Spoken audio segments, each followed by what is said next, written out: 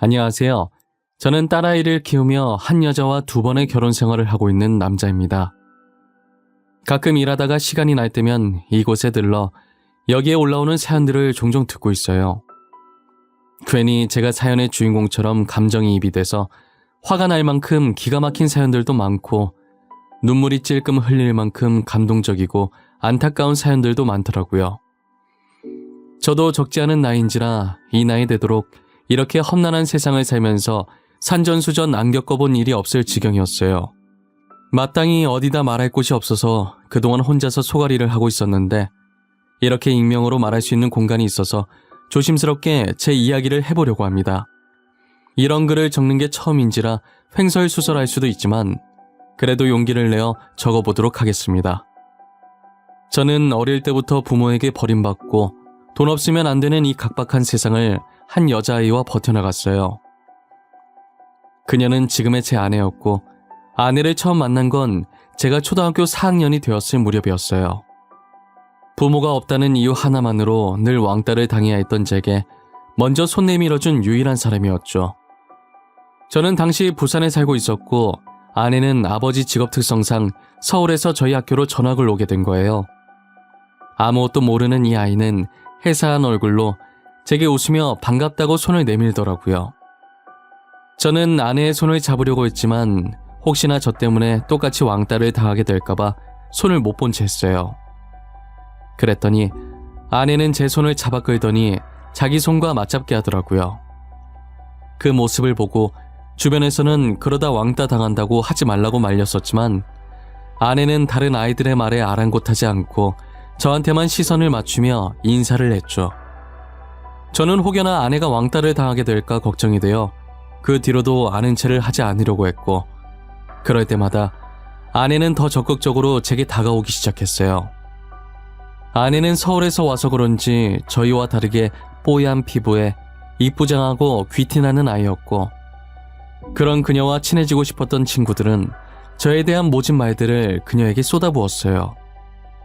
당시 11살밖에 안 되던 어린 친구들은 생각을 깊게 하지 않기 때문에 자신이 하는 말이 남에게 상처가 되는 말인지 아닌지도 모르고 막 뱉잖아요.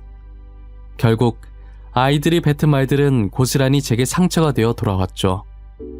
지은아, 쟤랑 놀지 마라. 쟤 엄마 아빠 없고 돈도 없다. 코 찔찔이 애들이랑 같이 보육원에서 지내는 앤데 너 진짜 그러다 쟤처럼 왕따 당한다. 그래 맞다 지은아. 저런 애랑 놀지 말고 우리랑 놀자니까? 내가 떡볶이 사줄게. 쟤랑 붙어있으면 가난한 거 없는다? 너네 엄마 아빠도 도망갈걸? 싫어. 나는 진우랑 놀 거야. 나랑 놀고 싶으면 진우도 같이 끼워줘. 그럼 내가 너네랑 놀아줄게. 그리고 너네 말버릇 좀 고쳐줬으면 좋겠어. 다른 애들이 너네 보고 그렇게 얘기하면 좋겠어? 야, 나는 너가 괜히 쟤 놀아주다가 같이 왕따 당할까봐 걱정돼서 하는 말이지. 기껏 네 생각해서 말해줬더만 왜 우리를 나쁜 사람으로 만드는데? 내가 나쁜 사람으로 만드는 게 아니라 너네가 나쁘게 말을 한 거야. 진우 끼워주면 같이 놀아줄까 생각했는데 너네 하는 행동 보니까 놀아주기 싫어. 저리 가. 아, 지은아, 우리가 잘못했어. 다시는 그런 말 안 할게. 같이 놀자. 그리고 진우도 끼워줄게. 그러니까 우리랑 같이 놀아. 아내는 지지 않고 아이들 말에 맞받아쳤고 당찬 아내의 기세에 아이들은 기가 죽어버렸어요. 결국 아이들은 아내와 놀고 싶은 마음에 저도 같이 끼워줬고 저와 놀아도 자신들이 말했던 가난이 옮거나 부모가 도망가는 일이 일어나지 않자 마음을 열고 진심으로 저와 친하게 지냈어요. 그리고 그동안 안 좋게 이야기해서 미안했다고 사과도 받아냈죠. 저는 그녀 덕분에 처음으로 친구라는 게 생겼고 우정이라는 게 뭔지 알게 되었죠. 그리고 그녀는 저를 보육원에서 빠져나올 수 있게 도와줬어요. 사실 저보다 어린 동생들을 봐주는 게 보통 쉬운 일이 아니었고 날이 갈수록 늘어나는 동생들을 보며 하루라도 빨리 이 지옥에서 빠져나오고 싶었죠. 하지만 제가 초등학생이니 아르바이트도 할 수가 없어서 보육원을 나온다고 하더라도 혼자서 생활할 집도 돈도 없었어요. 그러던 어느 날 건장한 아저씨와 인자하신 아주머니가 저를 찾아왔더라고요. 제게 손을 내미시면서 자신의 집에 같이 가자고 하시면서요. 그 모습이 그녀와의 첫 만남과 굉장히 흡사했고 저도 모르게 아주머니의 손을 잡고 나왔던 것 같아요. 아저씨와 아주머니를 따라 도착한 집은 보육원과도 비교할 수 없을 만큼 좋았어요. 이런 집은 처음이라 신기해서 마당 이곳저곳을 둘러보고 있었는데 집 문이 열리더니 한 여자아이가 고개를 빼꼼 내밀고 있더라고요. 저와 또래로 보여서 반가운 마음에 달려갔다가 아이의 얼굴이 선명하게 보였을 때쯤 힘껏 달리고 있던 제 발이 더 이상 떨어지지가 않더라고요. 그 여자아이는 다름 아닌 제 아내였던 거죠. 알고 보니 그녀가 밥도 안 먹고 부모님께 몇 날 며칠을 조르고 졸라서 저를 데려오게 만든 거예요. 그녀의 말을 들으니 제 사정이 너무 딱했고 어차피 남는 방도 하나 있어서 데리고 왔다고 하시더라고요. 그렇게 저는 아내의 도움으로 지옥 같았던 보육원 생활을 끝마칠 수 있었어요.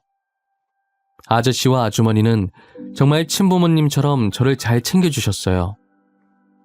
아내와 저를 차별하지 않고 뭐든 동등하게 사랑을 베풀어 주셨죠.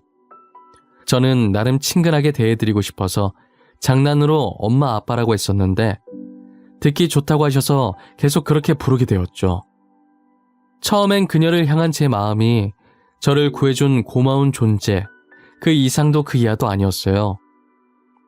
하지만 한 집에서 같이 생활하면서 평소 아내에게 안 보였던 면도 많이 발견하게 되고 변함없이 저를 챙겨주는 아내의 모습에 어느샌가 저도 모르는 사이 사랑으로 바뀌어 있더라고요. 혼자서만 짝사랑하는 건 줄 알았는데 아내도 저를 짝사랑하고 있었고 저희는 그렇게 서로가 서로에게 첫사랑이었어요. 서로의 마음을 확인한 건 고등학생 때였어요. 제가 동아리 이야기한다고 여자 후배와 나란히 앉아서 이야기를 하고 있었는데 그 모습을 아내가 보고 오해를 해서 질투를 하는 거예요. 고백을 그렇게 하려고 했던 건 아니었지만 오해는 풀어야 할 것 같아서 고백 아닌 고백을 해버렸죠. 너 아까 그 여자애 뭐야? 나란히 앉아가지고 시시덕거리면서 아주 좋아 죽던데? 너 요즘 동아리실 자주 가더니 저 애 때문에 간 거지? 무슨 소리고? 언제? 내가 누구랑 시시덕거렸는데? 내는 그런 적 없는데? 아, 혹시 주연이랑 있을 때 말하는 기가? 야, 그거는 우리가 축제할 때 할 일이 있어서 그런 거지. 우리? 우리라고 할 정도로 가까운 사이인가 봐. 조만간 사귀겠다? 축하해. 둘이 진짜 잘 어울려. 내가 진심으로 응원할게. 니 진짜 왜 그러는데? 나 좋아하는 사람 따로 있다고. 주희는 진짜 아니다. 니 내 못 믿나? 내 거짓말하는 거 딱 질색인 거 알지? 주영이는 확실히 아니다. 근데 니 혹시 질투하나? 이씨, 그래, 이왕 들켜서 하는 말인데 나 네가 여자 후배들이랑 있는 거 볼 때마다 짜증나. 진짜 마음에 안 든다고. 됐어? 이제 속이 시원해? 아, 속이 아주 뻥 뚫리고 시원하다. 내가 이렇게 말하려던 건 아니었는데 네, 니 좋아한다. 남자답게 멋있게 고백하려고 했는데 니 때문에 다 망했다. 아내는 한껏 열을 내며 화를 내다가 제가 자신을 좋아한다는 걸 알자 화내던 걸 멈추고 갑자기 수줍어지면서 양볼을 발그레 붉히더라고요. 그 모습이 어찌나 귀엽던지 저는 아직도 그때의 기억이 어제처럼 생생해요. 저희는 그렇게 서로의 마음을 확인하는 순간부터 연인이 되었어요. 함께해온 시간이 긴 만큼 서로에 대해 모르는 게 없었어서 이른감이 없지 않아 있지만 성인이 되고 제가 군대를 갔다 온 뒤에 바로 결혼을 했어요. 처음 저희가 결혼하겠다고 인사드리니 장인 장모님께서 엄청 좋아하시더라고요. 저라면 믿고 자신의 딸을 맡길 수 있겠다고 하시면서요.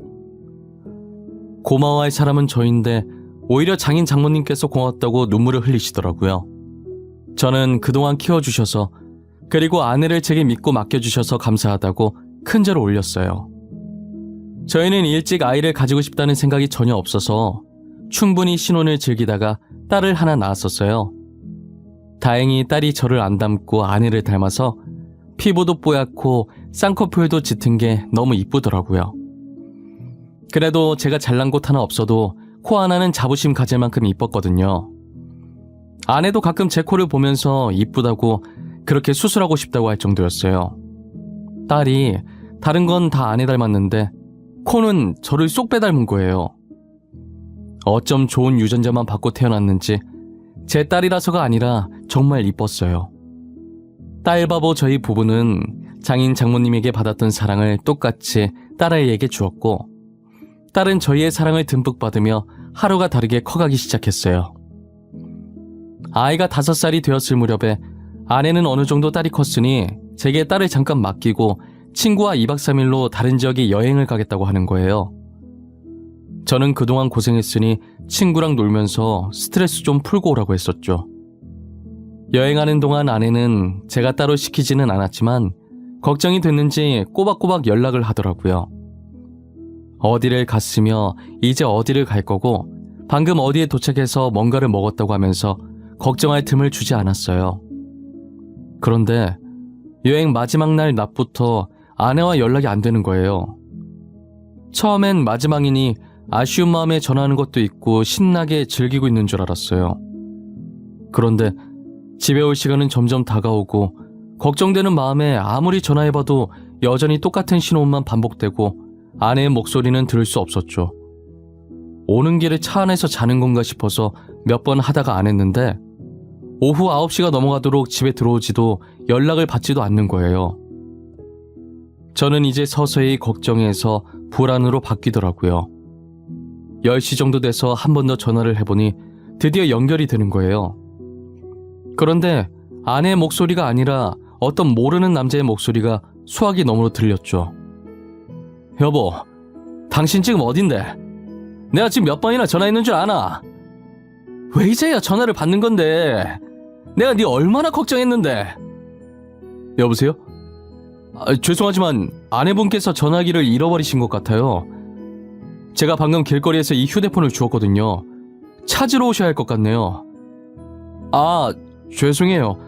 제가 찾으러 가겠습니다. 혹시 거기 위치가 어떻게 되나요? 위치 알려주시면 제가 그쪽으로 갈게요. 여기가 경주 시내 쪽이거든요. 근데 시간이 너무 늦어서 어두우니까 내일 해 뜨면 찾으러 와주세요.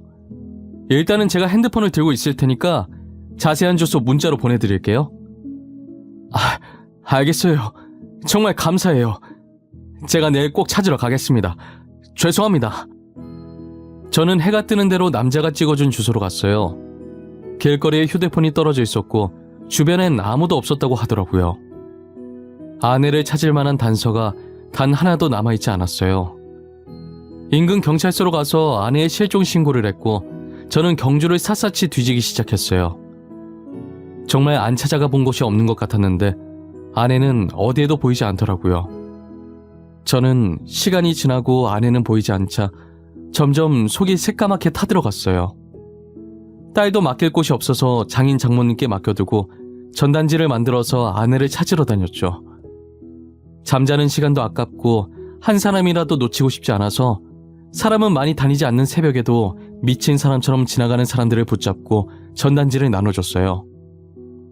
하지만 사람들은 제 전단지를 받고 보지도 않은 채 바닥으로 떨어뜨렸죠.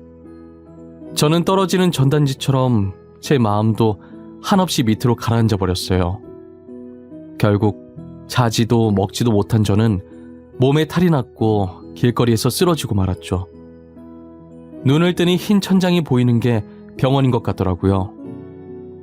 조금만 늦었으면 위험할 뻔했다면서 지나가던 행인이 저를 발견하고 구급차를 불러줬다고 하더라고요.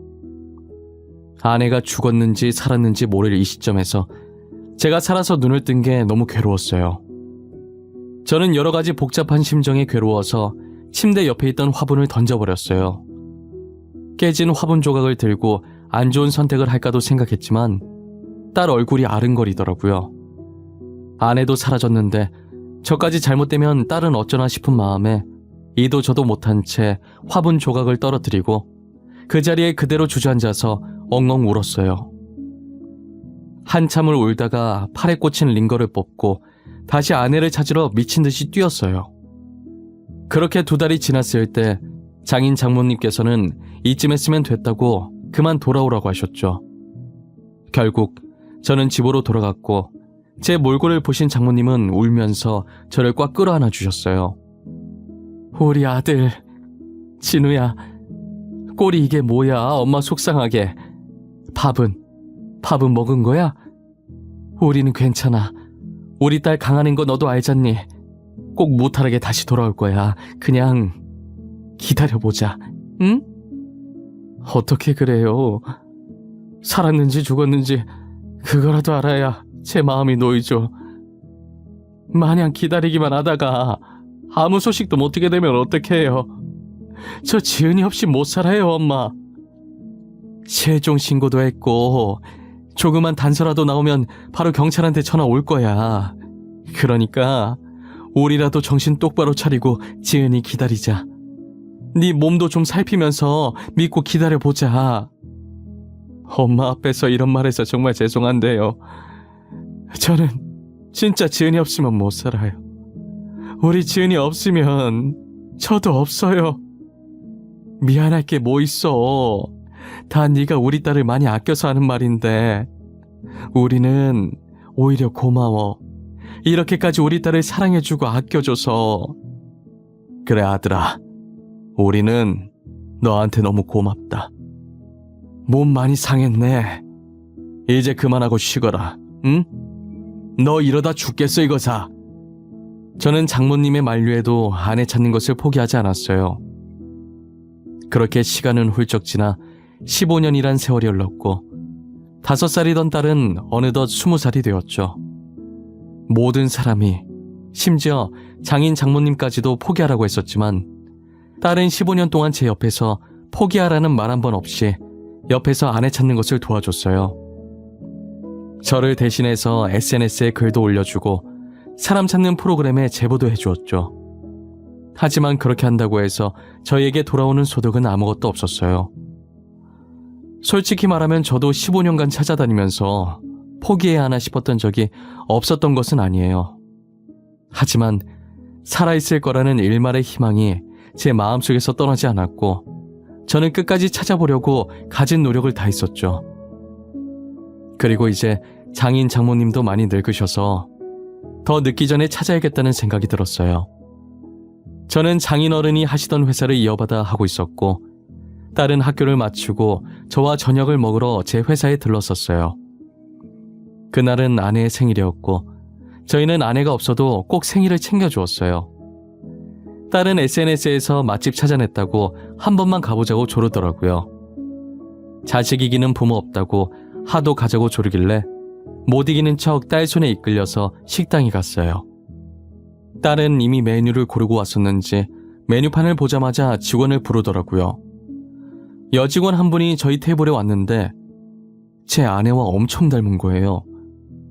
저도 모르게 여직원에게 아내 이름을 불렀고 여직원은 누구냐는 듯이 쳐다보더라고요. 저는 그 직원이 아내라는 것을 한 번에 알 수 있었어요. 그 직원 손목에 아내와 똑같은 크기와 모양의 큰 점이 있었거든요.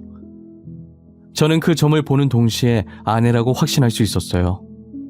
하지만 딸은 너무 어릴 때라 엄마를 기억하지 못해서 못 알아봤고 여직원에게 사람을 찾고 있는데 착각한 것 같다고 죄송하다고 하면서 왜 그러냐는 듯이 저를 막아서기 시작했어요. 저는 확실히 아내가 맞다고 손목에 있는 점을 보라고 했죠. 제가 아내 찾는 글을 올려달라고 부탁했을 때 남들과 다른 특징이 뭐 있을까 하다가 딸한테 옛날 사진을 보여주면서 손목에 점 있다는 얘기를 했었거든요. 그래서 딸이 얼굴은 잘 기억 못해도 점 하나는 기억하고 있었어요. 모양도 특이하게 약간 하트 모양으로 생겨서 딸이 신기했었거든요. 그런데 그 여직원한테도 하트 모양 점이 있으니 딸도 저처럼 놀라더라고요. 딸은 그때부터 눈에서 눈물이 차오르기 시작했고 저는 직원에게 기억 안 나는 거냐고 물었죠. 여직원은 저희 대화를 들어도 아무것도 모르는 눈치였고 옆 테이블에서 주문받다가 우연히 이야기를 들은 사장님이 조심스럽게 저희 쪽으로 오시더라고요. 혹시 저 직원이랑 아는 사이예요? 아니, 들으려고 들은 건 아니고 어쩌다 옆에 있어서 듣게 됐는데 직원이랑 아는 사이인가 해서요. 네, 제가 15년 전에 잃어버린 아내예요. 그런데 전혀 기억을 못하는 것 같아요. 놀러 간다고 나갔다가 그 뒤로 집에 들어오질 않았거든요. 어머머, 15년 전이면 맞네. 내가 저 직원 데려온 게 15년 전이거든요. 저랑 처음 만났을 때도 아무것도 기억을 못 하더라고요. 혹시나 무슨 일 생길까봐 제가 데리고 왔어요. 사장님께서 저희 아내를 데리고 오셨다고요? 아니, 어떡해요? 어디서 데리고 오셨는데요? 저희한테 자세히 말씀해 주실 수 있나요? 알고 보니 아내가 여행 마지막 날 새벽에 경주에서 사고가 났었나 봐요. 당시 사장님께서 봤을 땐 운전석에는 아무도 없었고 아내만 쓰러져 있었대요. 사장님께서도 경주로 여행 갔다가 속이 답답해서 산책 나오신 건데 우연히 사고 현장을 지나가게 돼서 아내를 발견하게 됐다고 하더라고요. 일단 먼저 119에 전화를 했고 가족한테 알리려고 아내 주머니를 뒤졌는데 휴대폰이 없었다는 거예요. 그냥 병원에 두고 가자니 신경 쓰여서 옆에 있었는데 아내가 일어나서 아무것도 기억을 못하더랍니다. 사장님께서는 어떻게 하나 고민하다가 가뜩이나 기억도 없는 사람인데 두고 가면 무슨 일 생길까 걱정돼서 자신이 데리고 오는 게 나을 것 같다는 생각에 여기로 데리고 오게 되었다고 하시더라고요. 식당 사장님이 여자분이셨는데 오래전에 죽은 자기 동생 같아서 동생처럼 돌봐주고 계셨다는 거예요. 저는 아내를 데리고 가는 날 정말 고맙다고 조금이나마 보답해드리고 싶다고 하면서 소정의 금액이 든 봉투를 사장님께 내밀었어요. 사장님은 소스라치게 놀라면서 이런 거 받으려고 한 거 아니라고 괜찮다고 하시더라고요. 그래도 남을 이렇게 보살피기 쉽지 않은데 너무 감사하다고 제 마음이니 받아달라고 했죠. 그렇게 받니 안 받니 실랑이를 벌이다가 딸이 봉투를 사장님 앞치마 주머니에 넣고 나와버렸어요. 아내는 처음에 저희와 같이 안 가려고 했으나 사장님이 며칠 설득을 해서 겨우 저희 집으로 오게 되었어요.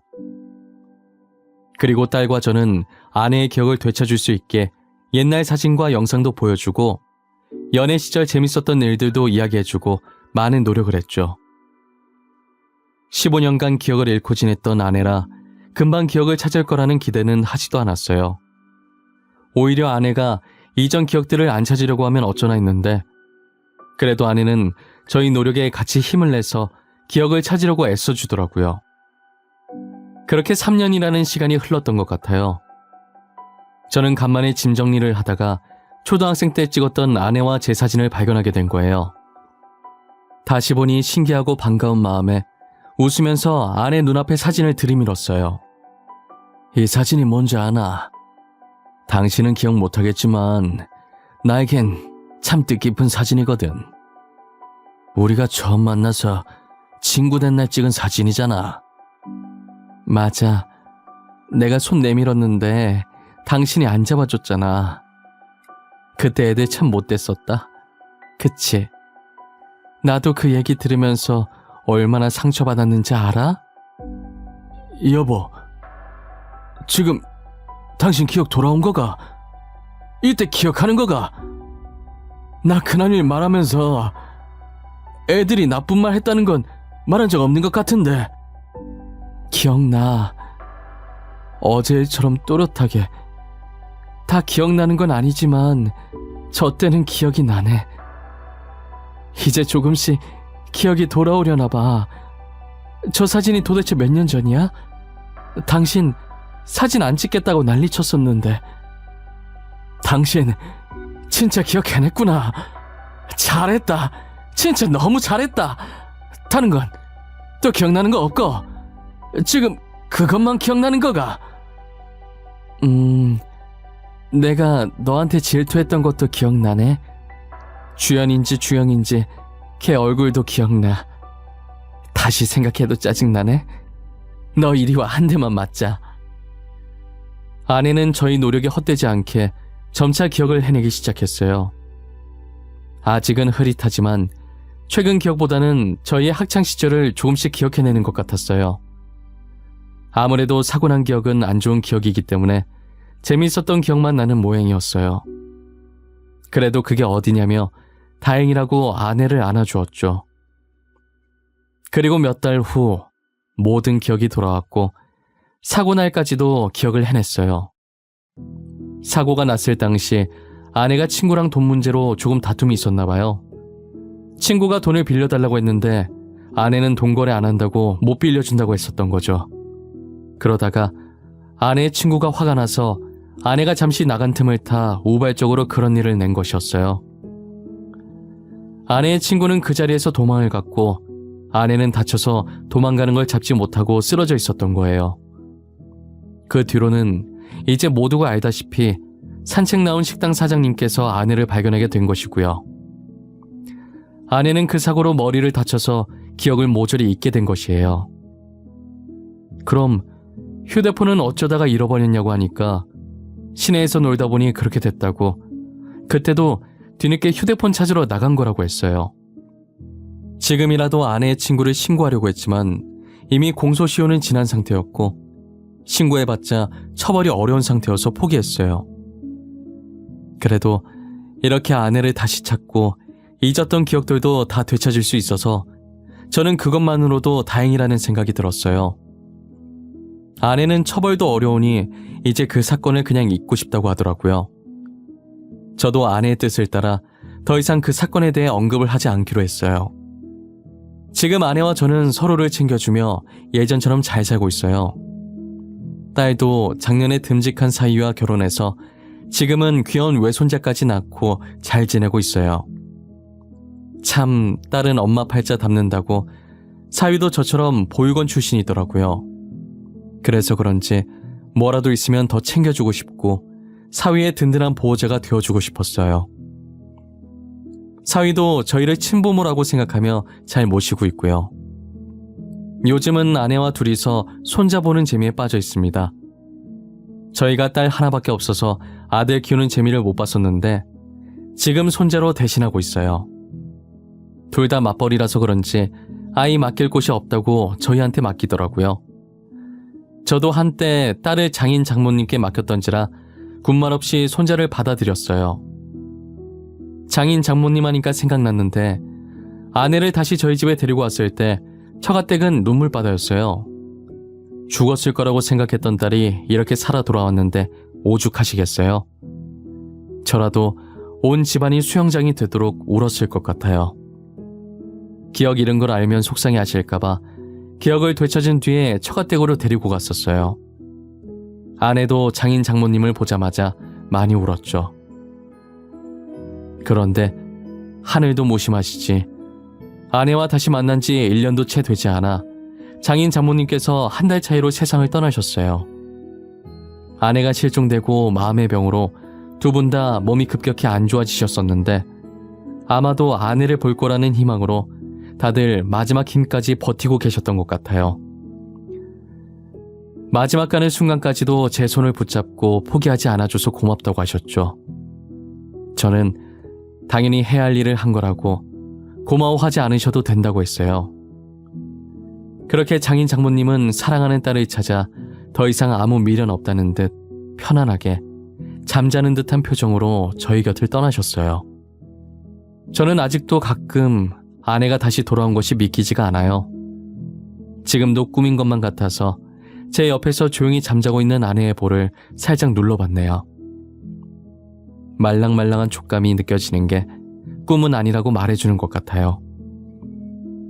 고온히 자고 있는 아내를 보니 그간 아내를 찾으려고 고생했던 제 노력이 헛되이지가 않았다는 게, 그리고 결국은 이렇게 아내를 다시 찾아냈다는 게 정말 행복했어요. 앞으로 안 좋았던 기억들은 다 잊고 행복했던 기억들만 안고 가려고 합니다. 아내는 예기치 못한 사고로 딸이 커가는 모습을 못 본 걸 많이 아쉬워하지만 그럴 줄 알고 남겨놓은 사진들과 영상들을 보여주면서 하루하루를 보내고 있어요. 어렵게 만난 아내인 만큼 두 번 다시는 아내를 놓치지 않으려고 합니다. 제 이야기는 이쯤에서 마무리해볼까 합니다. 저와 아내의 이야기를 들으신 여러분들은 지금 어떤 생각을 하시나요? 만약 저희 같은 상황에 처했다면 어땠을까요? 쉽게 포기하셨을 것 같나요? 아니면 저처럼 끝까지 찾으러 다니셨을 것 같나요? 뭐든 포기하지 않고 끝까지 하면 된다고 하잖아요. 저 말처럼 여러분들께 무슨 일이 생기든 절대 포기하지 않고 끝까지 해내셨으면 좋겠습니다. 그러다 보면 저희의 간절한 소원을 누군가가 듣고 이루어지게 해주지 않을까요? 어떤 일에도 늘 희망을 버리지 않으셨으면 좋겠어요. 그럼 지금까지 제 이야기를 들어주셔서 감사하고 앞으로는 늘 행복하고 좋은 일들만 가득하시길 바랄게요.